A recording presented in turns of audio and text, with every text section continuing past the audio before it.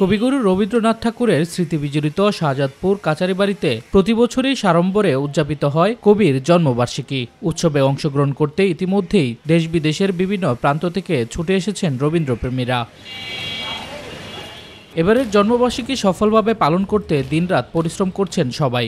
বিশ্বমানের অনুষ্ঠান উপহার দিতে রবীন্দ্র গান, নৃত্য ও নাটকের মহড়া চলছে স্থানীয় সাংস্কৃতিক সংগঠন ও রবীন্দ্র বিশ্ববিদ্যালয়ের শিক্ষকদের তত্ত্বাবধানে। বিগত 3 মাস যাবৎ মহড়া শুরু করেছিলাম, আজকে থেকে শুরু হয়ে গিয়েছে। প্রোগ্রামে আমরা এমন কিছু করবার চেষ্টা করি যেন শুধু নাচ বা গান মনে করে দর্শক সেটা উপভোগ করে না চলে যায়, সেখান থেকে যেন তারা কিছু শিখতে পারে। উদ্বোধনী অনুষ্ঠানে প্রধান অতিথি থাকছেন ভূমিমন্ত্রী নারায়ণ চন্দ্র ও সমাপনী দিনে প্রধান অতিথি হিসেবে থাকবেন স্থানীয় সংসদ সদস্য চয়ন ইসলাম।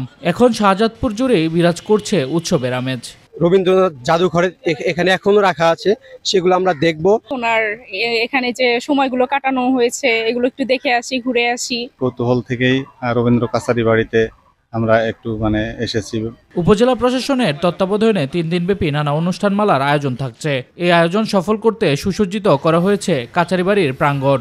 রবীন্দ্র জন্মজয়ন্তী উপলক্ষে রবীন্দ্র কাছারিবাড়িকে ঢেলে সাজানো হয়েছে, বিশেষ করে লাইটিং ব্যবস্থাপনা এবং পাথয়ে বাগান, মিলনায়তন, জাদুঘর, টিকিট কাউন্টার এবং ঠাকুর কাছারিবাড়ি এবং বকুলতলা এগুলোকে উপস্থাপনযোগ্য করে আমরা রাখছি, যাতে করে 3 দিনব্যাপী অনুষ্ঠানমালাটা সুন্দরভাবে উদযাপিত হয়।